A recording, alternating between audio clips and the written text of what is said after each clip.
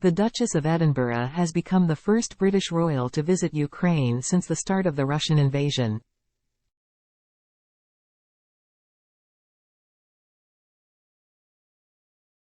Sophie, 59, met with President Zelensky and his wife, and passed on a personal message from King Charles, as she showed her solidarity with survivors of conflict-related sexual violence and torture during her emotional one-day trip.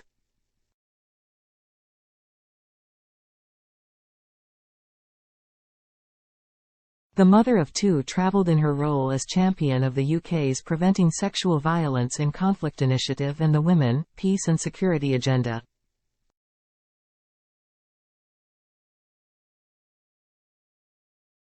It is understood she was keen to show her solidarity with men, women and children affected by the Russian invasion.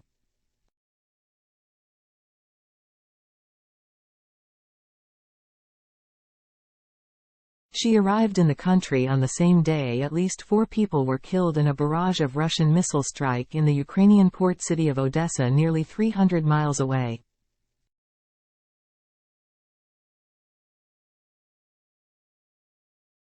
In Kyiv, the Duchess listened as survivors of sexual violence, both male and female, bravely shared their stories, as well as talking to female IDPs, internally displaced persons, and volunteers who help their communities cope with the trauma of the invasion.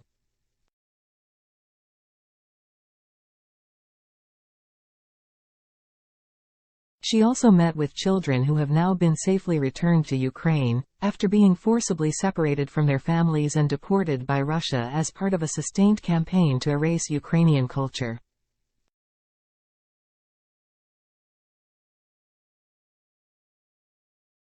And she paid her respects to those who lost their lives in Bucha, 2 years on from its liberation from Russian forces, and visited the Road to Life, a bridge which became a key part of the Ukrainian resistance when it was blown up to stop Russian troops proceeding to Kyiv, and later became a vital route for people to flee to safety from the Russian occupation.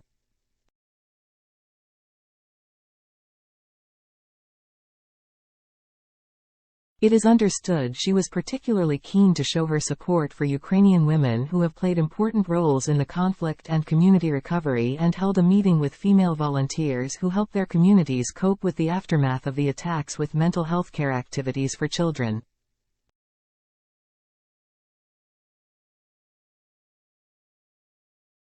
Meeting with President Zelensky and First Lady Zelenska, Sophie discussed how best to support survivors of conflict-related sexual violence and the women peacebuilders who have a vital part to play in ensuring Ukraine's recovery and reconstruction is effective and long-lasting.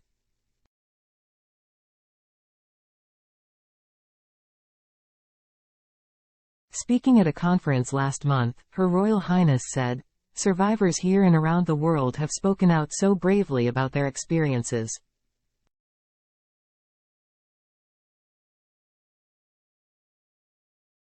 They are the most powerful advocates who remind us all that we must not turn our backs on the horrors of this crime. We must never forget survivors."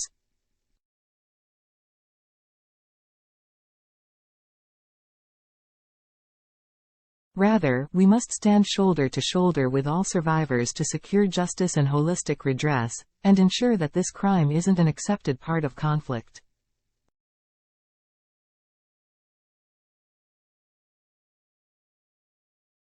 Their rights and their voices must be at the heart of all our efforts to consign conflict-related sexual violence to the history books.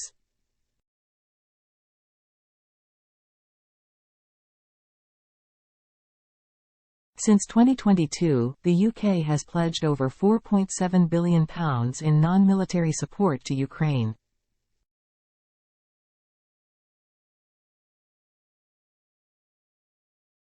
This includes over £660 million of bilateral assistance that prioritizes the needs of women and girls, for example by funding vital services for survivors of gender-based violence, as well as working with the Office of the Prosecutor General to put survivors at the center of approaches to prosecuting conflict-related sexual violence crimes.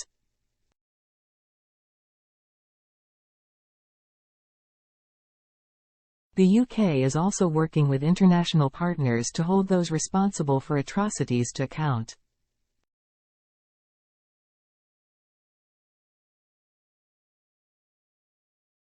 Buckingham Palace said in a statement, Her Royal Highness the Duchess of Edinburgh is visiting Ukraine at the request of the Foreign, Commonwealth and Development Office, to demonstrate solidarity with the women, men and children impacted by the war and in a continuation of her work to champion survivors of conflict-related sexual violence.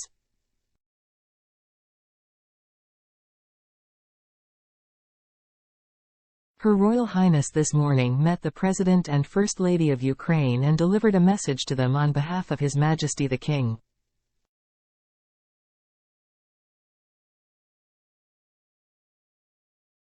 The timing of her visit to Ukraine coincided with a Russian barrage that killed at least 4 people in the port city of Odessa, nearly 300 miles to the south.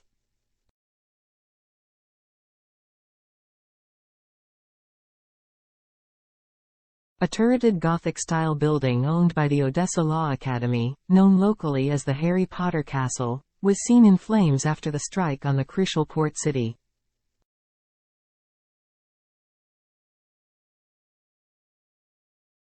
Its regional governor Ole Kuiper said on the Telegram messaging site that 27 people were injured in a Russian missile strike on residential buildings and civil infrastructure.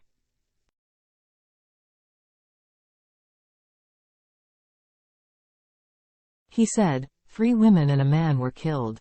According to the updated toll, 27 people were wounded, including 2 children.